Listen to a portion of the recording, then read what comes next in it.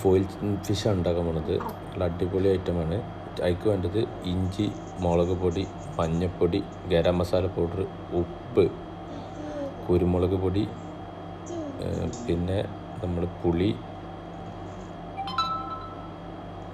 അത് കഴിഞ്ഞാൽ tomato sauce വെച്ചാൽ പ്രത്യേക ടേസ്റ്റാണ് കേട്ടോ. ടൊമാറ്റോ സോസ്, വെളിച്ചെണ്ണ, ഇത് നന്നായിട്ടൊന്ന് മിക്സ് ചെയ്തിട്ട് നല്ല മസാല ആക്കിയിട്ട് അതിക്ക് കുറച്ച് കറിവേപ്പില ഇടണം.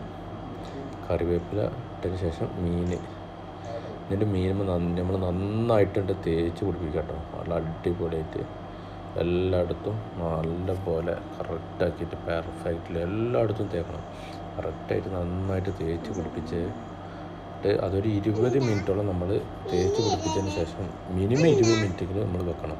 അടിപൊളിയായിട്ട് തേക്കണം കേട്ടോ. എല്ലായിടത്തും ഉള്ളിലൊക്കെ നന്നായിട്ട് തേച്ച് പിടിപ്പിക്കണം.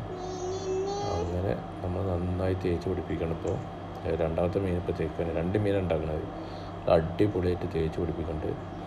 അത് ഫുള്ള് തേച്ച് നന്നായിട്ട് മിക്സാക്കിയതിന് ശേഷം കറക്റ്റായി തേച്ച് കണ്ടോ, ഇതുപോലെ ഉണ്ടാക്കിയെടുക്കണം.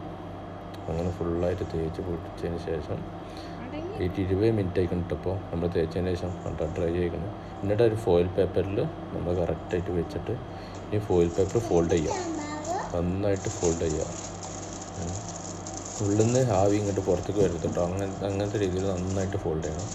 അടിപൊളിയായിട്ട് ഇങ്ങനെ ഫോൾഡ് ചെയ്തതിന് ശേഷം ഉണ്ടോ, അങ്ങനെ ഫോൾഡ് ചെയ്തതിന് ശേഷമാണ് ഫോൾഡ് ചെയ്യുക. നല്ല അടിപൊളി ഫോൾഡ് ചെയ്തിരിക്കണം കണ്ടില്ലേ. ഇനി നമ്മളിതൊരു ഓവൻ കുക്കാണ്. ഞങ്ങളിവിടെ ഓവനിലാണ് ഇത് ഉണ്ടാക്കുന്നത്. ഓവനിൽ വെച്ചു.